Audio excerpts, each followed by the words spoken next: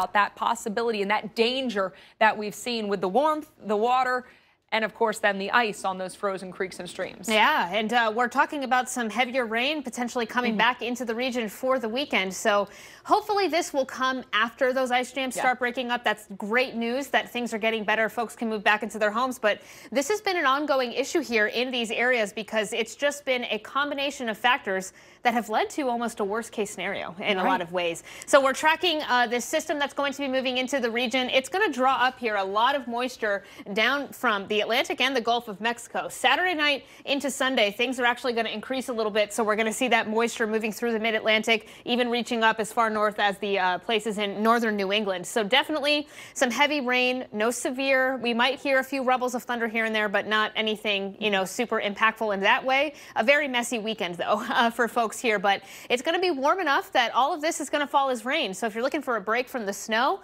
hey, this will be great for the weekend, but hang on. I think Tom Nizzle has something else to add on after this. But of course. Up to about an inch of rain here, Alex, in some areas. But we are still watching for that potential for flooding in places like eastern Pennsylvania, as well as near the Harrisburg area, as some of those ice jams could still be an issue for the towns nearby. Yeah, so we got to watch the Susquehanna. Looks like the Lehigh, the Delaware River, all have been concerns. Really, any stream or creek that has ice on it could be an issue. It's some of these ones with the meandering curves, as you mentioned. That's where the ice tends to pile up. Yeah, absolutely. So definitely one to keep a watch. Hopefully we get those warm temperatures to move it along, and hopefully not too much rain to exacerbate it. Let's keep it going. Hey, right in the area, that North Florida, South Georgia, maybe shifted a little bit to the east, but generally in the area where we need it. Yeah. It's more about where some needed moisture could be falling. And, you know, we talk about that concern with ice jams in the parts of the Northeast. Then there's drought across the South where they'd love to get some of the rain. Right. So many things to keep track of, but going to have a significant southerly flow in front of it. So we are going to see that moisture coming all the way up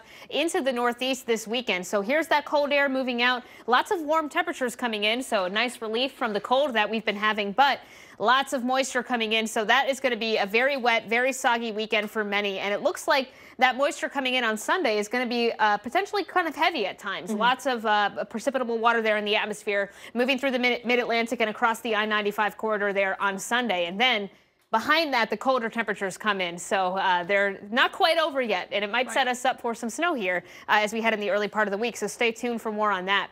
Here's a look at what we're expecting in terms of rainfall. This isn't going to be a whole lot when you add it all together. Likely up to an inch, maybe a little more for most areas. Again, it's warm. We could be seeing some freezing rain back in here. Temperatures are going to be near freezing around central Pennsylvania, potentially up into New York. So definitely one to look out for as well. But it looks pretty warm for most places. Because of the warmth and that threat of rainfall, the frozen creeks, streams, we do have the flood warnings and flood watches posted through parts of Connecticut and Pennsylvania and Jersey. Yeah, these ice jams have been an issue, and we're still watching for that potential. All right, Dr. Navarro. So it's something to be aware of. Yeah, so you think, what do you think? You know, because these overachieve, you think these numbers, you obviously think these numbers look good. You made them. Dr. Navarro, what are you going with? Why am I even asking you? What do you think? I think that there's a possibility it'll overachieve right over the border of New Jersey into New York.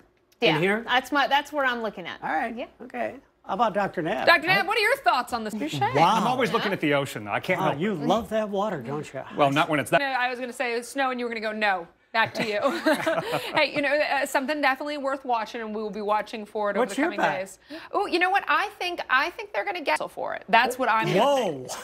Nowadays, she went big. Well, nowadays they cancel for a lot, and you know when it's during the bus because they don't want to be out on the roads. We'll see. Don't quote me now. I'm not giving you the day off, kids. You got to study for those exams. We'll talk on Monday. Dr. Navarro, Dr. Nab here with us because speaking of the Northeast, Dr. Navarro, we are a month past the solstice. So we're a month past the shortest day of the year. So I think some people are going, wait.